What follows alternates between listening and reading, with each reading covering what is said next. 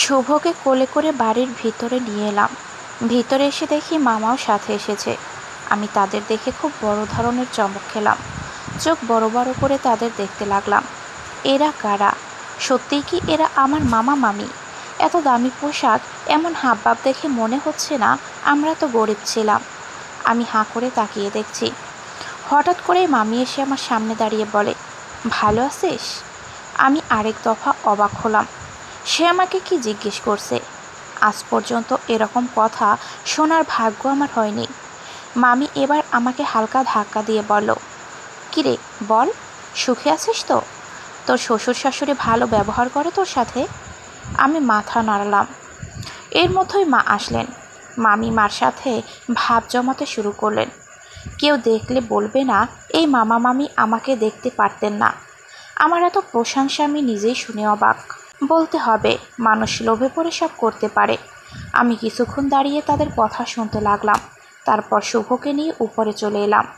রুমে এসে দেখি আহিয়ান হাতে ফোন নিয়ে বসে আছে। শুভ আহিয়ানকে দেখে আমার হাত ছেড়ে ওনার কোলে গিয়ে বসলো। তারপর আহিয়ানের সাথে গল্পতে মেতে ওঠে। তিনিও বেশ গল্প করছে। আমি দাঁড়িয়ে দাঁড়িয়ে দেখতে থাকি। তারপর সবাই মিলে দুপুরে খাবার খায়। আমি নিজেই সবাইকে খাবার সার্ভ করি। বাড়ির সবাই ছিল, শুধু আপু আর বাবা বাদে। তারা অফিসেই ছিলেন। আহিয়ান নিজের হাতে শুভকে খাইয়ে দিতে লাগলো।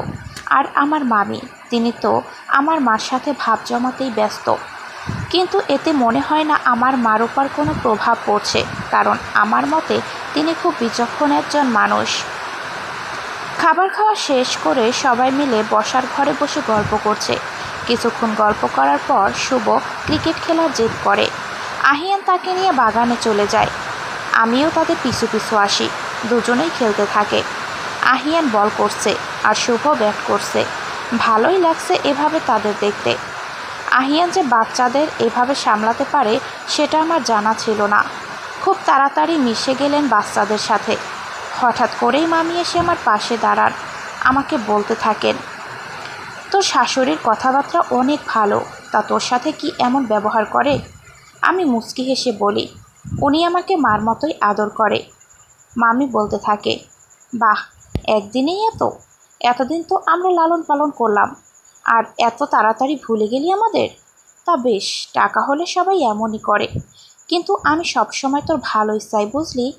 তাই বলছি, যত তাড়াতাড়ি পারিস তোর স্বামীকে হাত কর, না হলে পরে বিপদে পড়বি। আমার আর বুঝতে বাকি রইল না মামি আমার সংসারে আগুন ধরাতে এসেছে। তাই আর কোনো কথাই আমি কানে নিলাম না। ওনার কথা শেষে শুধু একটা কথাই বললাম, মামি, তোমাদের কাছে এতদিন থেকেও যে সম্মানটুকু পাইনি, আজ একদিনের মতো তার চেয়ে বেশি আদর পেয়েছি। মামি আমার কথা শুনে মুখ কালো করে ফেললেন। আমি তাচ্ছিল্যর হাসি দিয়ে বললাম, অতিথি হয়ে এসেছো, এভাবেই থাকো না, অনেক সম্মান পাবে, আদর যত্নের কমতি হবে না। বলেই চলে এলাম। কারণ ওখানে থাকলে তিনি আমার মাথা খেয়ে ফেলতেন। ভাবতেও অবাক লাগে, আমি তো এখন আর তাদের কোনো ক্ষতি করছি না, তবুও কেন এভাবে আমার পিছনে পড়ে আছে তারা? মানুষ এতটা নীচ কীভাবে হতে পারে? হঠাৎ করেই দেখি আমার হাত ধরে কেউ টানছে। তাকিয়ে দেখি শুভ। আমি শুভর দিকে তাকিয়ে বলি, কি হয়েছে ভাই? তুমি চলো না আমার সাথে খেলতে। কেন? তোমার ভাইয়া তো তোমার সাথে খেলছে। হ্যাঁ খেলছে তো, কিন্তু দুজন খেলতে ভালো লাগছে না। তুমিও আসো না আমাদের সাথে, মজা হবে। আমি শুভর গাল ধরে বলি, ভাই, আমি তো খেলতে পারি না। আমি তোমাকে শিখিয়ে দেব, তুমি আসো না। শুভ আমার কোনো কথাই শুনল না। ওর জেদের কাছেই হার মানতে হলো। হাত ধরে টানতে টানতে নিয়ে এলো। এসে দেখি উনি মাটিতে বসে আছে। আমাকে দেখে আমার দিকে তাকিয়ে রইল। শুভ বলে উঠল, দেখো দেখো, আহেই, আমি আপ্পিকে নিয়ে এসেছি। শুভর কথা শুনে আমি অবাক হয়ে গেলাম। আমি শুভর গাল ধরে বলি, শুভ, এটা ভালো না, তুমি ভাইয়ের নাম ধরে কেন রাখছো?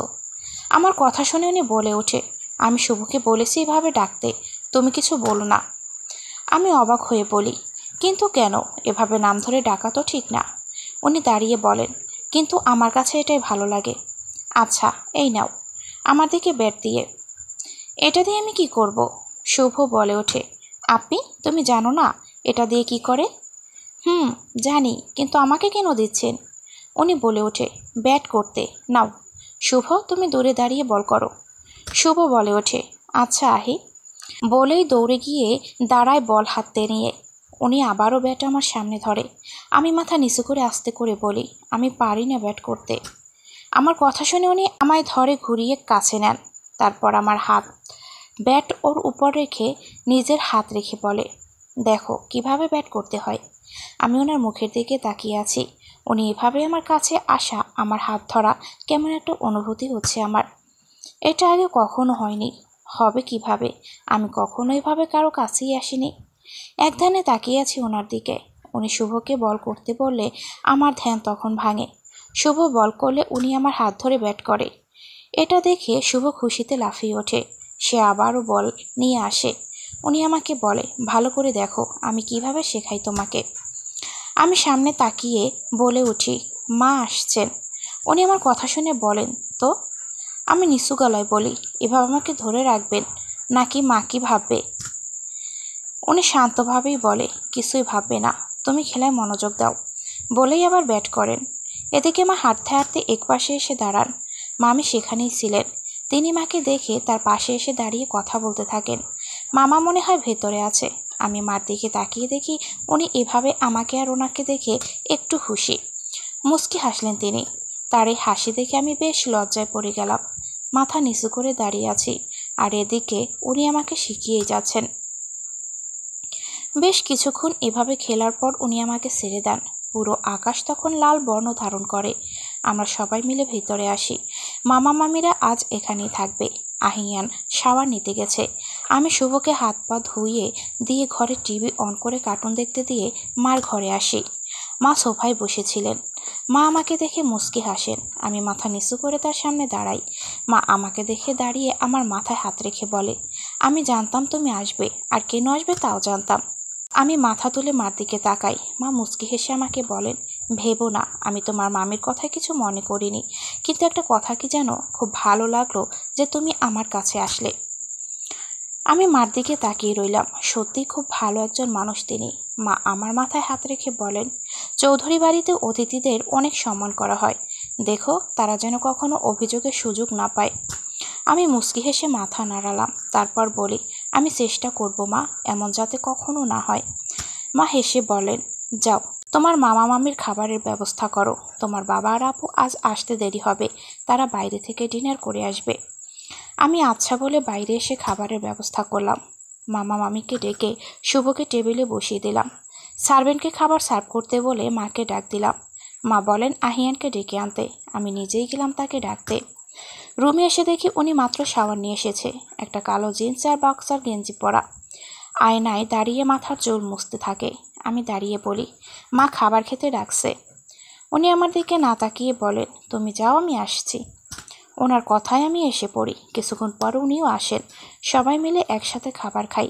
খাবার খাওয়া শেষে শুভকে রুমে নিয়ে যাই ঘুম পড়াবো বলে, কিন্তু সে আহিয়ানের সাথে গল্প করা ছাড়া ঘুমাবে না বলে জেদ করে বসে থাকে। আমি পড়লাম মুশকিলে। এখন ওনাকে কিভাবে ডাকবো আমি? হঠাৎ করেই দরজার থেকে আওয়াজ আসে তার। শুভ তাকে দেখে আহি বলে ওঠে। উনি শুভর কাছে এসে বসে পড়ে। তারপর শুভকে কোলে নিয়ে বসে গল্প করতে থাকে। শুভর কথায় হুট করে হেসে দেয় ওরি। আমি মুগ্ধ চোখে তার হাসি দেখতে থাকি। এই প্রথমবার তাকে হাসতে দেখলাম। কতটা মুগ্ধ করে হাসি বলে বোঝাতে পারবো না। গল্প করতে করতে একসময় ঘুমিয়ে পড়ে শুভ। আমি ওনার কোল থেকে শুভকে বিছানায় শুয়ে দেই। উনি উঠে দাঁড়ান। আমি তাকিয়ে আছি ওনার দিকে। উনি আমার দিকে তাকিয়ে বাইরে চলে যান। আমিও তার পিছু পিছু হাঁটতে থাকি। নিচের দিকে তাকিয়ে তার পিছু পিছু হাঁটতে হাঁটতে একসময় রুমে এসে পড়ি, কিন্তু সেদিকে আমার খেয়াল নেই। আমি ভাবছি অন্য কথা। ইতির সাথে খুব কথা বলতে মন চাইছে, কিন্তু কিভাবে বলবো বুঝতে পারছি না। ওনাকে কি বলবো? ওনার ফোন থেকেও কি একটা ফোন দিতে? এসব ভাবতে ভাবতে হুট করে কারোর সাথে ধাক্কা খাই। কপালে হাত দিয়ে সামনে তাকিয়ে দেখি আহিয়ান কোমরে হাত দিয়ে কপাল কুঁচকে আমার দিকে তাকিয়ে আছে। আমি ওনার কাঁধ বরাবর পড়ি। ওনার বুকের সাথেই ধাক্কা খাই। ওনাকে এভাবে তাকিয়ে থাকতে দেখে এক পা পিছনে গেলাম। উনি আমাকে জিজ্ঞেস করছে, কি ভাবছো? ওনার কথায় থতমত খেয়ে গেলাম। অবাক হয়ে তাকিয়ে রইলাম। উনি আবার বলেন, কি হলো, কিছু বলবে? অনেকক্ষণ ধরে দেখছি কি জানি ভাবছো, কারণ কি কিছু হয়েছে? এতক্ষণ যা ভাবছিলাম ইতির কথা বলবো, কিন্তু ওনার এমন কথা সে সাহস আর হলো না। আমি মাথা নাড়িয়ে বললাম, না। আমার কথায় উনি আমার থেকে সরে হাঁটতে হাঁটতে খাটে গিয়ে বসলেন। তারপর আমার দিকে তাকিয়ে বলেন, আজকের মতো এই খাটে ঘুমিয়ে নাও। সারাদিন অনেক ব্যস্ত ছিলাম, ডাবল খাটের ব্যবস্থা করতে পারিনি। ওনার কথা শুনছি, কিছু বলছি না। কেন জানি উনি শান্তভাবে কিছু বলে আমি কিছু বলতে পারি না। উনি খাটের মাঝে একটা কোলবালিশ রেখে বলো, চাইলে গেস্ট রুমে ঘুমাতে পারো, কেউ কিছু বলবে না তোমায়। আমি মনে মনে ভাবলাম, আজ মামি এখানে, ভুলেও ওখানে ঘুমোতে যাওয়া যাবে না। মামি দেখলেই নতুন কাহিনী করবে। চট করে বলে উঠি, আমি এখানেই ঘুমাবো। উনি খানিকক্ষণ আমার দিকে তাকিয়ে শান্ত গলায় বলে, তাহলে ঘুমিয়ে পড়ো। আর হ্যাঁ, তোমাকে একটা কথা বলতে মনে ছিল না। ঘরে লাইট জ্বালানো থাকলে আমার ঘুম আসে না, তাই তুমি লাইট নিভিয়ে দিও, ওকে? Good night. বলেই ঘুমিয়ে পড়লেন। আমি খাটের একপাশে গুটিসুটি মেরে শুয়ে পড়ি। তার আগে লাইট নিভিয়ে দেই। সেদিন রাতে তেমন কিছুই হলো না। বুঝতে পারলাম আগের রাতের জন্য উনি আজ খুব সচেতন। তার মানে গত রাতে উনি ইচ্ছে করে কিছু করেনি। আহিয়ানের আগে আজ আমার ঘুম ভাঙে। ঘুম থেকে উঠে আহিয়ানের মুখ দেখি। তাকে একদম বাচ্চাদের মতো না, একটা বাচ্চাই লাগছে আমার কাছে। আমি কিছুক্ষণ তার মুখের পানে তাকিয়ে রই। অতঃপর বিছানা ছেড়ে উঠি। ভোরের আলো এখনো এসে পড়েনি, অথচ আমার ঘুম ভেঙে গেছে। সবসময় এই সময়টাই ঘুম থেকে ওঠার অভ্যাস আমার। বেশি কিছু না ভেবে শাওয়ার নিতে চলে গেলাম। বাথরুমে শাড়ি পরা আমার পক্ষে সম্ভব না, তাই দরজায় উকি দিয়ে দেখি উনি উঠেছেন কিনা। না, এখনও ঘুমোতে নেই। আমি আস্তে আস্তে করে আয়নার সামনে এসে দাঁড়িয়ে শাড়ি পরতে শুরু করি। একটু পরপর তার দিকে তাকাচ্ছি। উনি এখনও ঘুমাচ্ছে। যত তাড়াতাড়ি পারি শাড়িটা পরে নেই। শাড়ি পরা শেষ। এবার তোয়ালে দিয়ে চুল মুছতে থাকি। হঠাৎ করেই ভয়ে লাফিয়ে উঠি আমি। আসলে অ্যালার্মের আওয়াজে ভয় পেয়ে যাই। সম্ভবত অ্যালার্ম উনি সেট করে রেখেছেন। ভালোই হলো আমার জন্য। এখন তাহলে বুঝতে পারবো উনি কখন ঘুম থেকে ওঠে। অ্যালার্ম এখনও বাজছে। আহিয়ান ঘুম ঘুম চোখে অ্যালার্ম বন্ধ করে আমার দিকে তাকায়।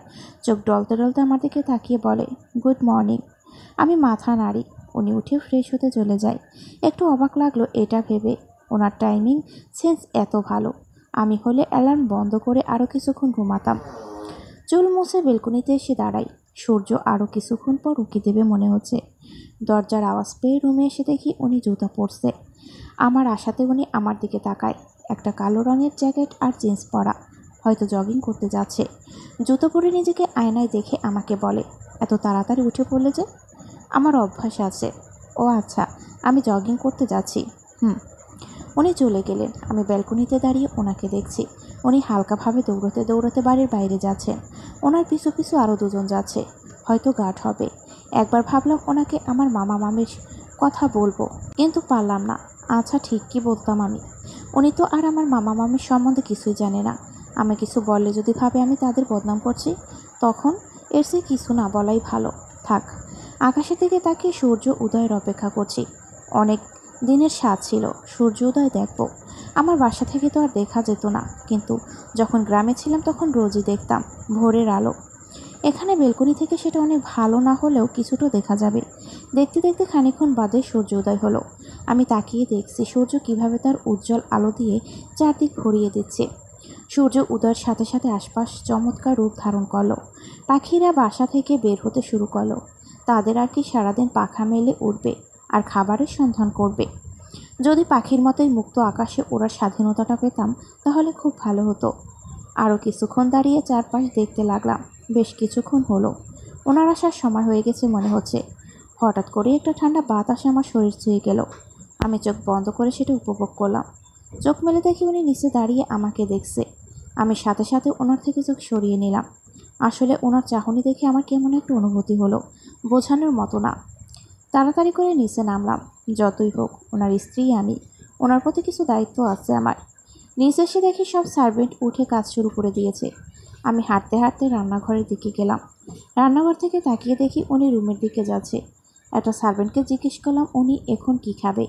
সে বলল ব্ল্যাক কফি। সে সেটাই বানাতে লাগলো।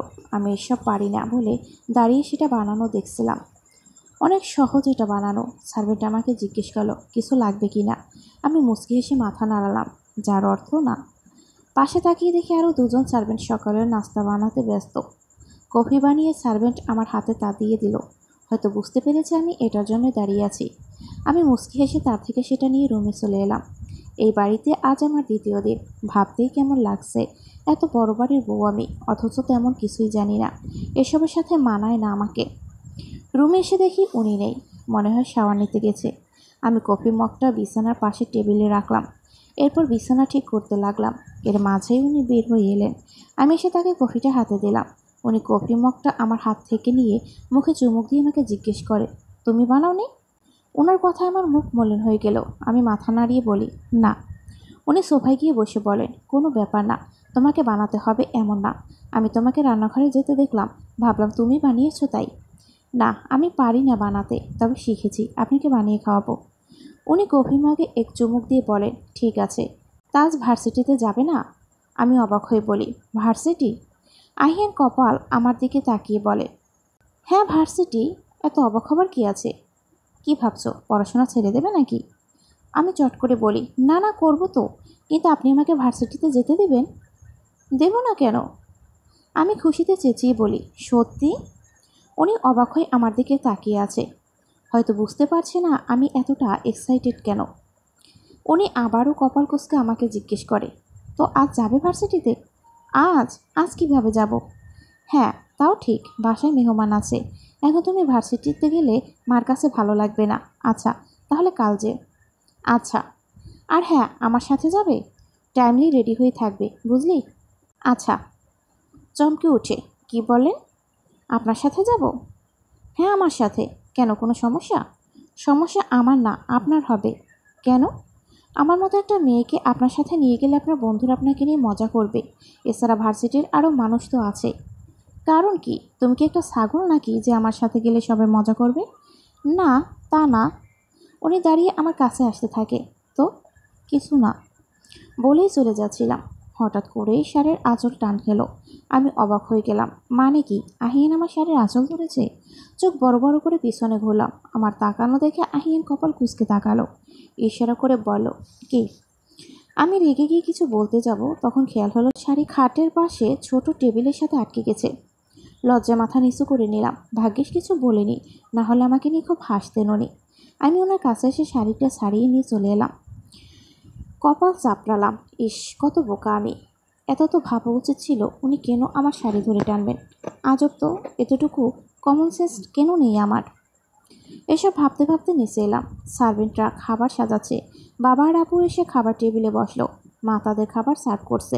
আমি সাথে গিয়ে মায়ের সাহায্য করছিলাম। বাবা মাকে দেখে বলে উঠলেন, শুনলাম তোমার মামা মামি নাকি এসেছেন? জি বাবা। দেখো তাদের যেন যত্নে কোনো অভাব না হয়। আমি আর আয়ানা তো দেখা করতে পারলাম না। জি বাবা। কিন্তু আপনারা এত তাড়াতাড়ি ব্রেকফাস্ট করছেন? আয়ানা বলে উঠল, আসলে আজ বিদেশ থেকে আমাদের একজন ক্লায়েন্ট আসবে, তাকে পিক করতে যাব, তারপর মিটিং, তাই। ও আচ্ছা।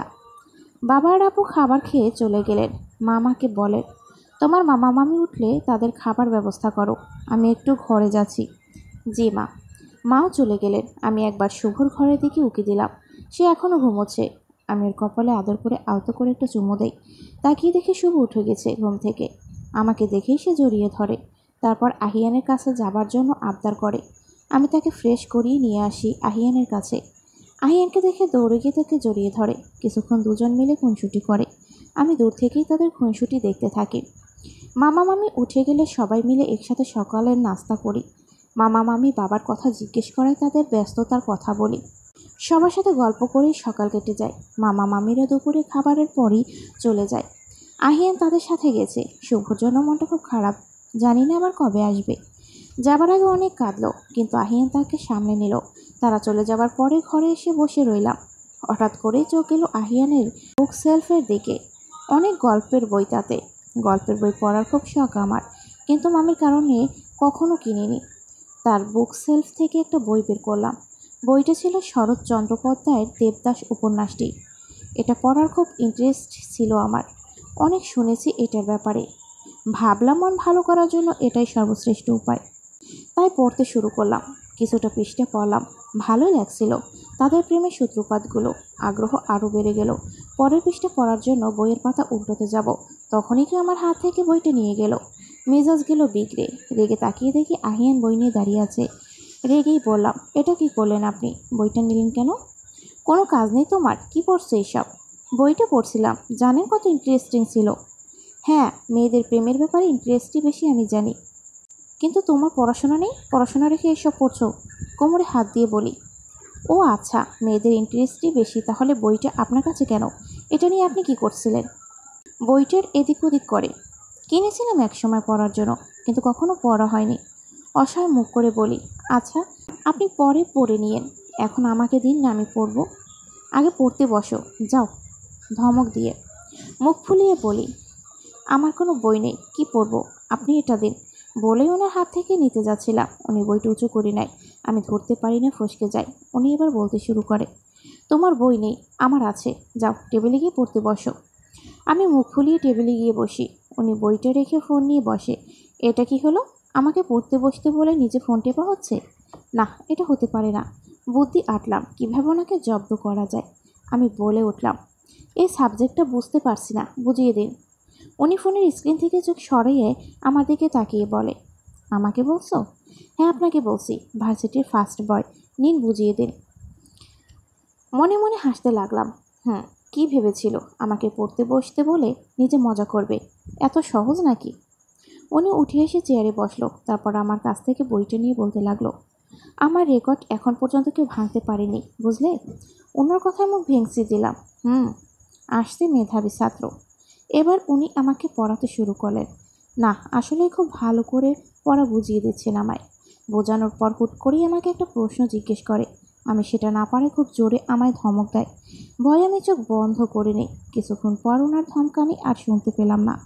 চোখ মেলে তাকিয়ে দেখি উনি আমার দিকে তাকিয়ে আছে। আমি মাথা নিচু করে নেই। উনি আবার আমাকে বোঝাতে শুরু করে। পাকা 3 ঘন্টা ধরে আমাকে পড়াশোনা করায় আমার স্বামী। নিজে উঠছে না, আমাকেও উঠতে দিচ্ছে না। বুঝতে পারি নিজের পায়ে নিজেই কুড়াল মেরেছি। পড়াশোনার প্রতি এত ভালোবাসা জানলো নাকে কখনোই বলতাম না আমাকে বুঝিয়ে দিতে। পুরো 3 ঘন্টা পড়াশোনা করানোর পর অবশেষে আমায় ছেড়ে দেয় তিনি। এতক্ষণ পড়াশোনা করে আমার অবস্থা খুব খারাপ, কিন্তু উনি দিব্যি ভালো আছে। উনি ওনার চেয়ার থেকে উঠে দাঁড়িয়ে বলে, আগের মতো এতটুকু থাক, আবার কাল পড়াবো। কি বলে? কি আবার কাল? কালও এমন করে 3 ঘন্টা পড়াবে নাকি আমাকে? আমি অবাক হয়ে আমি ওনার মুখের দিকে তাকিয়ে আছি। আমার উত্তর না পেয়ে উনি আবার আমাকে জিজ্ঞেস করে, কি হলো, এমন করে তাকিয়ে আছো কেন? আমি কপাল কুঁচকে তাকাই বলে, আপনি কালও আমাকে এতক্ষণ পড়াবেন? কেন, একদিন পড়ে কি ব্যারিস্টারি কমপ্লিট করে ফেলে নাকি? আমি কিছু না বলে মুখ ফুলিয়ে চলে আসলাম। উনি আমাকে অপমান করলো, এটা বেশ বুঝতে পেরেছি, কিন্তু হঠাৎ বইয়ের কথা মনে পড়ায় আবার ঘরে ঢুকলাম। উনি আমাকে দেখে জিজ্ঞেস করলেন, কি হলো, ফিরে এলে যে? তা ঝগড়ার টপিক পেলে বুঝি? আমি রেগে ওনার দিকে তাকিয়ে বলি, আপনি বলতে চান আমি সবসময় আপনার সাথে ঝগড়া করি? তাহলে কি প্রেম করো? আমি চোখ বড় বড় করে ওনার দিকে তাকাই। এটা কি বলেন উনি? আমার এমন চাহনি দেখে উনি আমাকে জিজ্ঞেস করে, কথায় কথায় এমনভাবে তাকিয়ে থাকো কেন? আপনি একটু আগে কি বললেন এটা? কেন, কান শুনতে পাও নাই তুমি যে 2বার বলতে হবে? না, আমার মনে হলো আমি ভুল শুনেছি। না, ঠিক শুনেছ, আমি ঠিকই বলেছি। তুমি ঝগড়া ছাড়া আর কিছু করতে পারো না আমার সাথে, পাজি মেয়ে একটা। এই দেখুন দেখুন, ওনার সামনে গিয়ে আঙুল তুলে বলি। উনি কপাল কুঁচকে আমার দিকে তাকিয়ে আছে। আমি সাথে সাথে আঙুল নামিয়ে নেই। উনি বলে ওঠে, নতুন কি দেখাবে তুমি? মানে? মানে তোমার তো কি? আমি কিছু না, বলো কি বলছিলে? কি বলছিলাম? হ্যাঁ, মনে পড়েছে। আমাকে একদম বাজে মেয়ে বলবেন না। কেন, ভালো মেয়ে তুমি। আপনার কি মনে হয়? যেটা মনে হয় সেটা বলেই দিয়েছি। উনি কীরকম শান্তভাবে কথা বলছে, কিন্তু প্রত্যেকটা কথাই আমাকে অপমান করে বলছে। খুব রাগ হচ্ছে, তাই আর কথা বাড়ালাম না। ওনাকে মুখ ভেঙচি দিয়ে বই নিয়ে বের করতে যাব, এমন সময় উনি নিহা বলে ডাক দেন, কিন্তু আমি ওনার কথা জবাব না দিয়ে চলে আসি। উনি আবারও নিহা বলে ডাক দেন, কিন্তু আমার রাগ বেড়ে যাচ্ছিল, তাই আমি আর পিছু তাকাই না। হঠাৎ করে আমার শাড়ি কিছুর সাথে টান খায়, মেজাজ যায় আরও বিগড়ে। দাঁতে দাঁত চেপে বলে উঠি, শাড়িটা কেন সবসময় আটকে যায় বুঝি না। আর তখন আটকায় যখন আমার মেজাজ তুরক্ষিত থাকে। বলেই পিছনে ঘুরি কিসের সাথে আটকে গেল সেটা দেখার জন্য, কিন্তু পিছনে তাকিয়ে আমার চোখ কপালে উঠে গেল। আমি হতবাক হয়ে তাকিয়ে আছি, কারণ আমার শাড়ির আঁচল আহিয়ান ধরে আছে। এটা কি আদৌ সম্ভব? আমি চেঁচিয়ে বলে উঠি, আপনি? কিন্তু উনি আমার কথা কোনো উত্তর দেয় না। পরক্ষণেই মনে পড়ল আমি ঘরের বাইরে। আমি সাথে সাথে আশপাশ তাকাই, দেখি সব সার্ভেন্ট আমাদের দিকে তাকিয়ে আছে। এটা দেখে আমি ওনার দিকে তাকাই। উনি চোখ রাঙিয়ে আমার দিকে তাকিয়ে আছে। ওনার এমন চাহনিতে আমি শুকনো ডুব গিলি। উনি হুট করে শাড়ির আঁচল ধরে ঘরে চলে আসে। আমিও তার পিছু পিছু ঘরে যাই। ঘরের এক পাশে উনি দাঁড়ানো, আরেক পাশে আমি। উনি আমার শাড়ির আঁচল এতক্ষণ ধরে রেখেছিলেন, এতক্ষণ সেটা তার হাতে গিট্টু দিচ্ছে। আমি অবাক হয়ে ওনার কাণ্ড কারখানা দেখছি। হুট করেই বলে উঠি, কি করছেন? শান্ত গলায় বলে, দেখতেই পাচ্ছ কি করছি। বোকার মতো জিজ্ঞেস করছো কেন? দাঁতে দাঁত চেপে, হ্যাঁ দেখতে পাচ্ছি, আর তাই জিজ্ঞেস করছি কেন করছেন এরকম। জানি না, কিন্তু ভালো লাগছে করতে। ওনার কথায় আমার রাগ মাথায় চড়ে যায়। ইচ্ছে করছে নিজের চুল নিজেরই টানতে। আমি ওনার কাছে গিয়ে বলি, ডাকছিলেন কেন বলুন? বাহ, তুমি বুঝে গেলে? ভালোই তো, দুবার ডাকলাম শুনলে না, আর এখন শাড়ির আঁচল ধরে বুঝে গেলে? তাহলে তো আজকের পর থেকে তোমাকে না ডেকে সোজা শাড়ির আঁচল ধরে টানবো, তাহলেই হবে। আমার কষ্ট করে তোমার নাম নেওয়া লাগবে না। দরকার পড়বে আপনার আবার ডাকতে কষ্ট হবে কেন? কি করব বলো, তুমি তো ডাক দিলে শোনো না। মুখ ফুলিয়ে বলি, এখন বলুন কি লাগবে। মাথা ব্যথা করছে, এক কাপ চা নিয়ে আসো। আর হ্যাঁ, চিনি 1 চামচ দেবা, বুঝলা? আর হ্যাঁ, রং চা না, দুধ চা আনবা। আর হ্যাঁ, পানি বেশিক্ষণ ফুটাবা না, তাহলে চা খেতে ভালো লাগে না। আর তাতে কিন্তু, আবার কিন্তু, হ্যাঁ তো। ওনার হাত থেকে শাড়ি ছাড়িয়ে, রাখেন তো আপনার কিন্তু, যেমন চা বানিয়ে আনছি সেটাই খাবেন, বুঝলেন? বলে ওনাকে কথা বলার সুযোগ না দিয়ে হনহন করে এলাম। আরে আজব তো, 1 কাপ চা খাবে, তাতে এত বর্ণনা কিসের? সব চাই তো একরকম। বিড়বিড় করতে করতে রান্নাঘরে এলাম। চুলোয় চায়ের জন্য পানি বসিয়ে চিনি দুধ সব খুঁজতে লাগলাম, কিন্তু কিছুই পাচ্ছি না। একটা সার্ভেন্টকে বলায় সে সব বের করে দিল, কিন্তু সে মিটিমিটি হাসতে লাগলো। এটার কারণ বুঝতে বেশিক্ষণ লাগলো না। কারণ হলো, একটু আগে ওনার পাগলামি রেগে চা বানিয়ে রুমে নিয়ে গেলাম। উনি বিছানায় শুয়েছিল, আমাকে দেখে উঠে বসলেন। আমি তার হাতে চা ধরিয়ে দিয়ে বের হতে নিলাম, কিন্তু আবার আমার শাড়ি আটকে গেল। আমি জানি এটা উনি ধরেছেন। কোমরে হাত দিয়ে ওনার দিকে ফিরলাম। উনি এক হাতে চায়ের কাপ আর এক হাতে শাড়ির আঁচল ধরে আমার দিকে তাকিয়ে আছে। আমি বলে উঠি, এখন আবার কি হলো? চা ঠিকঠাক হয়নি? শান্ত গলায় বলে ওঠে, হয়েছে তো, কিন্তু বিস্কিট কোথায় আমার? ওনার কথায় আমি অবাক হয়ে বলি, বিস্কিট? আপনি বিস্কিটের কথা কখন বলে? তুমি আমার পুরো কথা শুনলে কোথায়? ওনার কথা শুনে কপালে হাত দিয়ে বলি, বসুন, আনছি আমি। তাড়াতাড়ি আনবা, চা ঠান্ডা হয়ে গেলে কি দিয়ে খাবো? আঁচল ছাড়ুন, যাচ্ছি।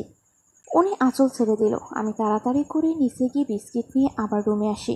বিড়বিড় করে বলতে থাকি, কে জানতো 1 কাপ চা খেতে উনি এত কথা বলবেন। বলে কিনা আমার পুরো কথা কোথায় শুনলে? আচ্ছা, কে জানতো উনি এত কথা বলবে? চায়ের এত বর্ণনা না দিয়ে সোজা বলতেই পারতো, চার বিস্কুট নিয়ে আসো। তা না, শুধু আমাকে খাটানোর ধান্দা। উনি বলে ওঠে, নেহা, তোমাকে খাটাতে আমার বেশ লাগে।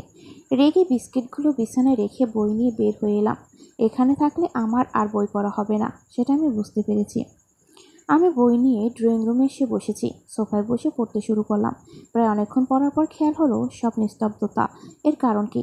আচ্ছা, উনি এখন কি করছেন? ঘুমিয়ে পড়েছেন নাকি? বইটা রেখে উঠে যেতে নিলাম, দেখি মা এসেছেন। আর যাওয়া হলো না। মার সাথে বসে গল্প করতে শুরু করি। অনেকক্ষণ ধরেই দুজন গল্প করছি। এর মাঝে আমি মার জন্য চা নিয়ে আসি। গল্প করতে করতে অনেকক্ষণ হয়ে গেল। এর মধ্যেও কলিং বেল বেজে উঠল। সার্ভেন্ট এসে দরজা খুলে গেল। তাকিয়ে দেখি বাবা আর আপু এসেছে। দুজনকে দেখে বেশ ক্লান্তই লাগছিল। বাবা এসে আমার দিকে তাকিয়ে রুমে চলে গেলেন। মা বাবার পিছন পিছন গেল। আপু আমাকে দেখে মুচকি হাসলো। তারপর সেও রুমে চলে গেল। আমি কিছুক্ষণ বসে থাকার পর তাদের দুজনের জন্য চা বানাতে গেলাম। বাবা এর মধ্যেই ফ্রেশ হয়ে চলে এলেন। একটা সাদা পাজামা আর পাঞ্জাবি পরা। তিনি এসে সোফায় বসলেন। মা রান্নাঘরে আসতে নিলে আমাকে চা বানাতে দেখে চলে গেলেন। কিছুক্ষণ পর আমি চা নিয়ে বাবার সামনে গেলাম। উনি আমার দিকে তীক্ষ্ণ দৃষ্টিতে তাকিয়ে চা নিলেন। অতঃপর চায়ে চুমুক দিলেন, কিন্তু কিছুই বললেন না। তাই আমি জিজ্ঞেস করি, বাবা, চা ঠিক আছে? উনি হুম বলে আবার চায়ে চুমুক দেন। আমি মার পাশে এসে বসি। আপু এসে পড়ে, আমিও ওকে চা দিই। সে মুচকি হেসে চা হাতে নিয়ে বলে, ধন্যবাদ। সবাই নানান কথাবার্তা বলছে, আমি শুনছি, কিন্তু আহিয়ানের কোনো খবর পাচ্ছি না। হুট করে বাবা বলে উঠল, আহি কোথায়? বাবার কথায় মা আমার দিকে তাকান। আমি বলে উঠি, মা, আমি তো ঘরে দেখেছিলাম, হয়তো ওখানেই আছে। মা বলে, যাও ডেকে নিয়ে আসো। আমি মাথা নেড়ে সিঁড়িতে ওঠার জন্য পা বাড়াই। এর মধ্যে আপু বলে উঠল, আহি। আপু কথা শুনে আমি পিছনে ঘুরে তাকাই। দেখি উনি বাইরে থেকে আসছে। কিন্তু উনি বাইরে গেলেন কখন? এটা কিভাবে হতে পারে? আমি তো এতক্ষণ নিচেই ছিলাম, তাহলে ওনাকে যেতে দেখলাম না কেন? আমি অবাক হয়ে গেলাম, কারণ ওনাকে দেখে অনেক ক্লান্ত মনে হচ্ছে। উনি এসে ধপাস করে মার সামনে মেঝেতে বসে পড়ে। মা ওনার মাথায় হাত বুলাতে থাকেন। আমি গুটি গুটি পাই সেখানে এসে দাঁড়াই। উনি আমার দিকে তাকিয়ে বলে উঠল, এভাবে তাকিয়ে আছো কেন? যেন মনে হচ্ছে ভূত দেখছো। আমি অবাক হয়ে, আসলে কি? আপু বলে ওঠে, আসলে নিহা ভেবেছিল তুমি উপরে, তাই এভাবে দেখে চমকে গেল। উনি শব্দ ছেড়ে নিঃশ্বাস ছেড়ে বলে উঠল, ওর চোখে আছে যে দেখবে। ওর সামনে দিয়ে গেলাম কিন্তু দেখেনি। কি কানা মেয়ে রে বাবা। আমি মুখ ফুলি ওনার দিকে তাকালাম। মা আর আপু আমার দিকে তাকিয়ে একটু হাসলো। হঠাৎ বাবা বলে উঠল, কিন্তু কোথায় গিয়েছিলে? এত ক্লান্ত কেন লাগছে তোমাকে? একটু বাইরে গিয়েছিলাম বাবা। মা, মাথাটা একটু টিপে দাও না, ব্যথা করছে। মা ওনার মাথা টিপতে থাকে। আমি ভাবছি ওনার মাথা ব্যথা এখনো কমেনি। ভাবনার ছেদ ঘটল বাবার ডাকে। উনি আমাকে নিহা বলে ডাকলেন। আমি তাড়াতাড়ি করে উত্তর দেই, জি বাবা। তোমার মামা মামি চলে গেছেন? জি বাবা, দুপুরে গেছেন। ও আচ্ছা, তো কোনো খামতি ছিল না তো তাদের খেদমতে? না বাবা। মা বলে উঠল, তোমার সাথে দেখা করতে চেয়েছিল তারা। বাবা বলে ওঠেন, ব্যস্ত থাকায় এবার সম্ভব হয়নি, কিন্তু পরের বার ঠিকই দেখা হবে। আপু বলে ওঠে, কিন্তু নিহা, তোমার ছোট ভাইটাকে দেখার খুব ইচ্ছে ছিল, কিন্তু হলো না। আহিয়ান বলে উঠল, চিন্তা করিস না, আবার নিয়ে আসবো।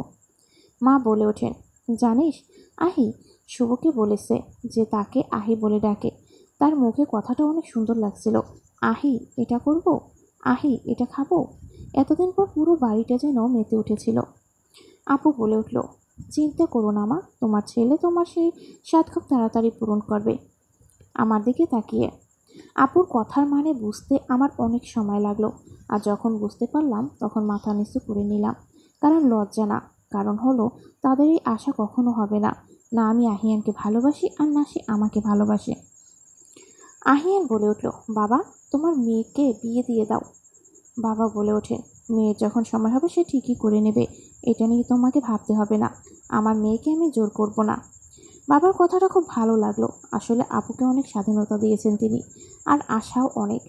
আহিয়ানের বউ হিসেবে যাকে চেয়েছিলেন হয়তো তার প্রতি অনেক আশা ছিল, কিন্তু আমার জন্য তা হলো না। এটা ভেবে মনে কোথাও একটু ক্ষয়প্রাপ্তি হলাম।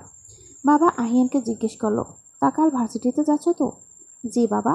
আর নেহা? হ্যাঁ, যাবে আমার সাথে। ওর খেয়াল রেখো, সবসময় ওর সাথে থেকো। মনে রেখো, ওর নামের সাথে এখন চৌধুরী বাড়ি জুড়ে আছে। বলেই বাবা উঠে নিজের ঘরে চলে গেলেন। বাবার কথায় আমি একটু স্নেহ পেলাম, একটু ভালোবাসা পেলাম। আমাকে নিয়ে চিন্তা করছেন তিনি তাহলে।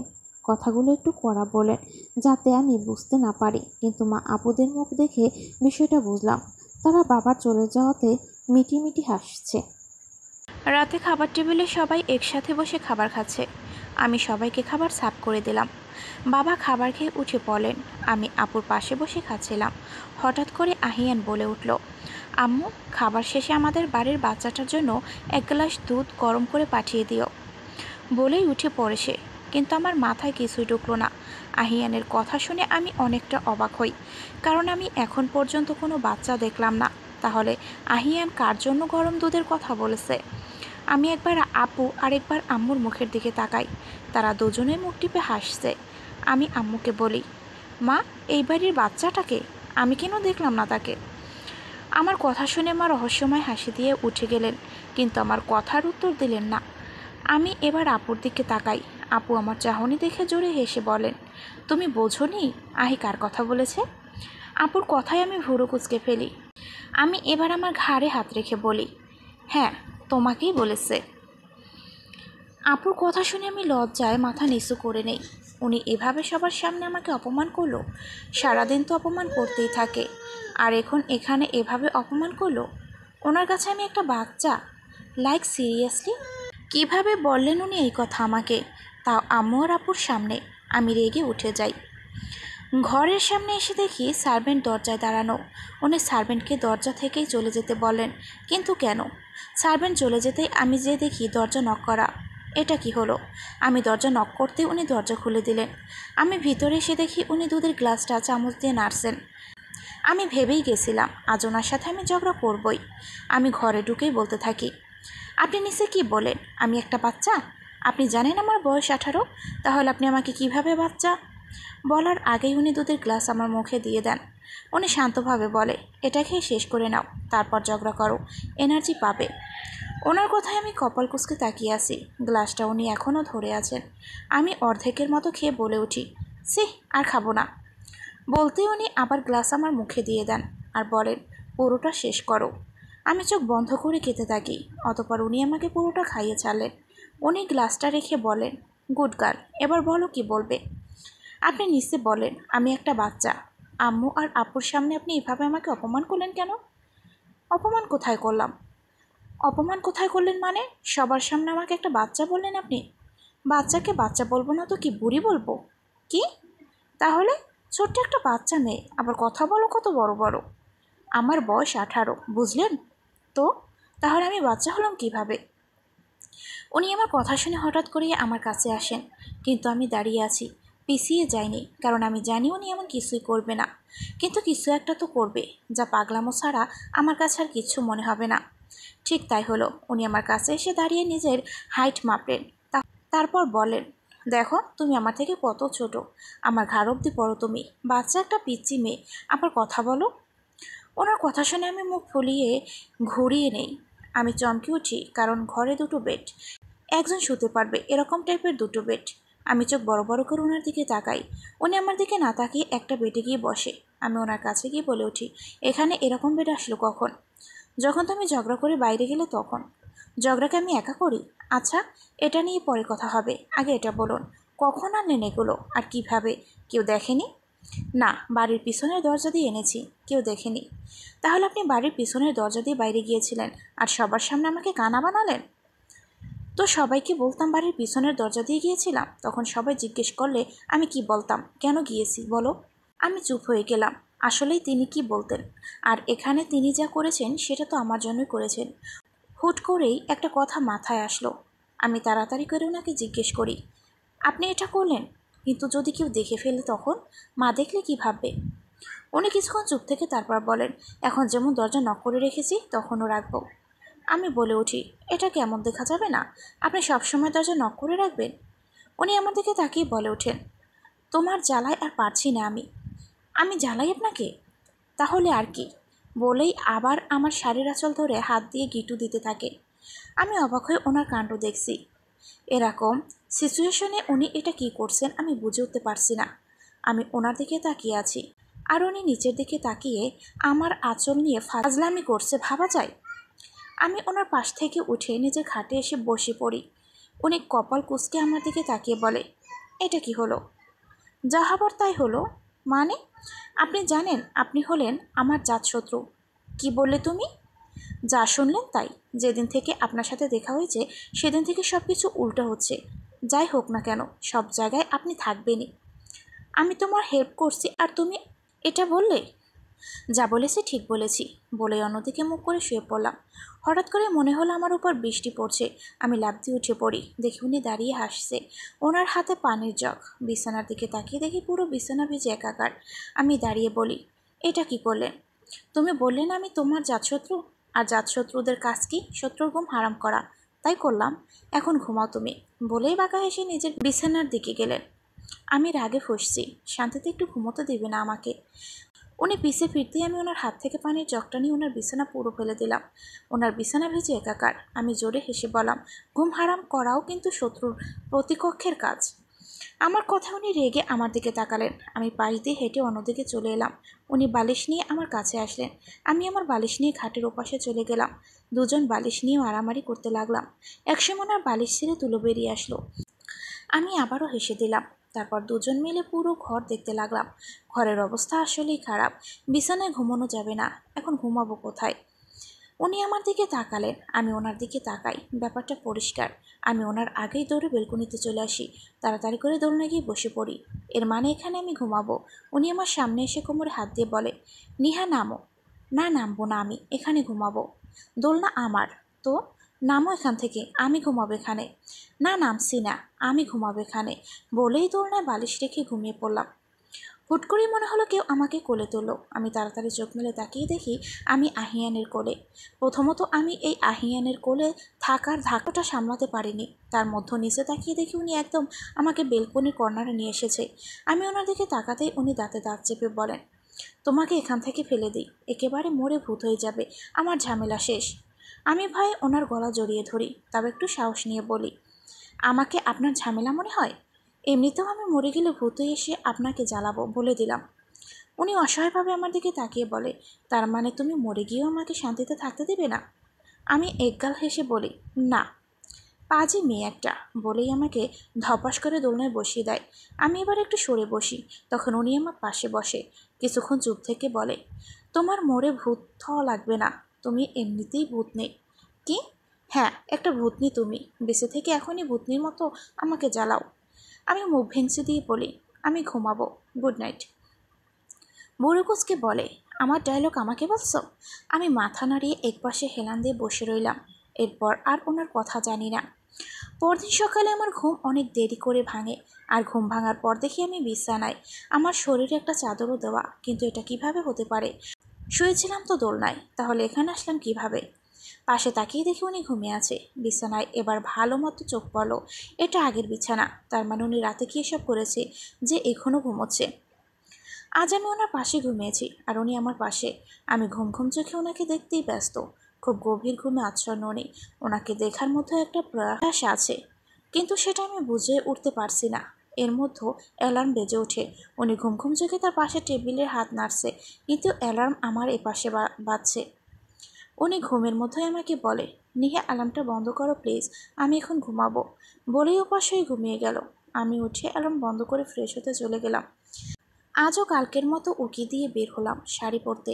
সেদিন সার্ভেন্ট দিয়ে আপু অনেকগুলো শাড়ি পাঠিয়েছিল, তাদের মধ্যে একটা শাড়ি নিলাম। শাড়িটা সবুজের মতোই, কিন্তু সবুজ না, একটু অন্যরকম। আমি সেটাই নিলাম। শাড়ি পরে চুল মুছে নিচে চলে এলাম। উনি এখনও ঘুমোচ্ছে। আজ সবার জন্য আমি নাস্তা বানালাম। অনেক সময় লেগে গেল বানাতে বানাতে। বানানো শেষ। এক কাপ কফি নিয়ে ওনাকে ডাকতে গেলাম। দেখি উনি বিছানা ছেড়ে উঠে মাথায় হাত দিয়ে বসে আছে। আমার হাতে কফি দেখে কিঞ্চিত হেসে বলল, এটার খুব দরকার ছিল, মাথা ধরেছে আমার। আমি ওনার কাছে গিয়ে কফি ওনার হাতে দিলাম। উনি কফিতে এক কাপ চুমুক দিয়ে বলেন, এটা তুমি বানিয়েছো? হুম। কেন? না, আজ এটার স্বাদ আলাদা তাই। ও, কিন্তু এই বিছানা? রাতে সব করেছি, তুমি ঠিক বলেছ। আম্মু এসে দেখলে খারাপ লাগবে তার। কখন করলেন এসব? তুমি ঘুমানোর পর। সব ঠিক করতে করতে প্রায় রাত 2টো বেজে গেল। আমার সাথে 2জন সার্ভেন্ট ছিল। ও আচ্ছা, নাস্তা করে রেডি হয়ে নাও, ভার্সিটিতে যাবো আজ। হুম। ভার্সিটিতে যাবার জন্য রেডি হয়ে নিচে চলে গেছেন, কিন্তু আমার অনেকটা সময় লাগলো। কেন যেন ওনার সাথে যেতে ইচ্ছে করছে না, আমাকে মানায় না তার সাথে। এর মাঝেই ওনার ডাক পড়ল। কি অসভ্য লোকটা, ভূতনি ভূতনি বলে ডাকাডাকি করে নিচ থেকে। আমি তাড়াতাড়ি করে নিচে নেমে এলাম। বাইরে এসে দেখি গাড়িতে হেলান দিয়ে দাঁড়িয়ে আছে। সেই সানগ্লাসটা ওনার চোখে, পরনে একটা জ্যাকেট আর জিন্স, খুব পরিপাটি হয়ে আছেন। আমাকে দেখে চোখে চশমা খুলে বলে, এত সময় ভূতনি? কি অসভ্য আপনি! এখান থেকে দাঁড়িয়ে দাঁড়িয়ে ভূতনি বলে ডেকে যাচ্ছেন। উনি হেসে বলেন, কি করব বলো, আমার একমাত্র জাতশত্রু তুমি। ওনার কথায় মুখ ফুলিয়ে ওনার দিকে তাকাই। উনি গাড়ির দরজা খুলে বলেন, উঠুন ভূতনি, দেরি হচ্ছে। আমি মুখ ফুলিয়ে গাড়িতে উঠে বসি। উনি গাড়ি চালাচ্ছেন, আর কিছুক্ষণ পর পর আমার দিকে তাকাচ্ছে। হঠাৎ বলে ওঠে, কি হলো ভূতনি, এভাবে মুখ ফুলিয়ে রাখবে নাকি? আপনি আমাকে ভূতনি ভূতনি বলে ডাকা বন্ধ করুন। কেন, তোমার মুখ নাকি? আমার মুখ, আমি বলবো। তাহলে প্লিজ আমাকে বলবেন না ভূতনি। আমি আর কথা বাড়ালাম না, বাড়িয়ে লাভ নেই। প্রায় অনেকক্ষণ পর ভার্সিটির কাছে চলে এসেছি। আমি ওনাকে গাড়ি থামাতে বলি। উনি গাড়ি থামিয়ে বলে, কি হয়েছে? আমার বই কেনা লাগবে। আপনি যান, আমি বই কিনে আনছি। বলে গাড়ি থেকে নামতে থাকি। গাড়ির দরজা খুলতে গিয়ে দেখি দরজা লক করা। আমি অবাক হয়ে ওনার দিকে তাকাই। উনি সামনে তাকিয়ে বলে, কোথায় যাচ্ছ? বললাম তো বই কিনতে যাব। আব্বু কি বলেছিল আমার সাথে থাকতে, তাহলে একা যাচ্ছ কেন? ওনার কথায় মাথা নিচু করে ফেলি। তারপর উনি গাড়ি থেকে নেমে আমাকে নামতে বলে। আমি নামার পর আমার হাত ধরে দোকানে নিয়ে যায়। নিজেকে তখন সত্যিই বাচ্চা বাচ্চা মনে হচ্ছে। অতপর উনি আমাকে বই কিনে দিলেন। আমি প্রথম বর্ষের ছাত্রী, উনি আমার সিনিয়র মানে চতুর্থ বর্ষের ছাত্র। ওনার বাসায় কিছু বই ছিল, কিন্তু এগুলো দরকার ছিল, তাই কিনতে হলো। উনি দোকানদারকে টাকা দিচ্ছে, আমি এক পাশে দাঁড়ানো। হঠাৎ ওনার ফোন আসলো। উনি দাঁড়িয়ে কথা বলছে। কথাবার্তা শুনে মনে হচ্ছে আকাশ ভাইয়া। সে হয়তো এখনও আসেনি। এখান থেকে ভার্সিটি 5 মিনিটের পথ। আমি ওনাকে বলে হেঁটেই সেখান থেকে চলে গেলাম। উনি ফোনে কথা বলার কারণে আমাকে কিছু বলতে পারেনি, না হলে বেশ ঝাড়ি খেতে হতো আমায়। ভার্সিটিতে আজ ঢুকতে কেমন লাগছিল, তার মধ্যে আমি শাড়ি পরে ঢুকেছি। সবাই কেমনভাবে আমার দিকে তাকিয়ে আছে। আমি তাড়াতাড়ি করে হাঁটছি। সবার চাহনিতে অস্থিরতা বেড়ে যাচ্ছে আমার। হঠাৎ কয়েকজন ছেলে এসে আমার পথ আটকালো। তাদের দেখে আমার ভয় আরও বেড়ে গেল। আমি কোনো মতে এক পাশ দিয়ে চলে এলাম। তারা পিছন থেকে আমাকে ডাকছিল, কিন্তু আমি এতে কোনো বিদ্রুপ করলাম না। তাড়াতাড়ি করে ক্লাসরুমে ঢুকলাম। দেখি ইতি পানির বোতল নিয়ে পানি খেয়েই যাচ্ছে। আমি দৌড়ে বইগুলো রেখে ওর হাত থেকে পানি নিয়ে নিজে খেতে লাগলাম। ইতি বেশ অবাক হলো আমাকে দেখে, বলতে লাগলো, তুই এতদিন পর? পরে বলছি, আগে পানি খেয়ে নিই। কেন, কি হয়েছে? ছেলেগুলোর কথা বললাম। ও, এই ব্যাপার। তা তুই এমনভাবে পানি খেলি কেন? যা শুনেছি তাতে আরও 1 বোতল পানি লাগবে আমার। কেন, এমন কি শুনেছিস? দীর্ঘশ্বাস পেলে, যা শুনেছি তাতে আমার পায়ের নিচ থেকে মাটি সরে গেছে। কিছু হবে না। মানে? আকাশ, আনিকা আর আহিয়ানও নীতি ফেসবুকে পোস্ট করেছে, ইন এ রিলেশনশিপ। আমি পানি খেতে খেতে বলি, এর মানে কি? তারা দুজুটি রিলেশন করছে। মুখের পানি সব ফেলে দিয়ে। কি?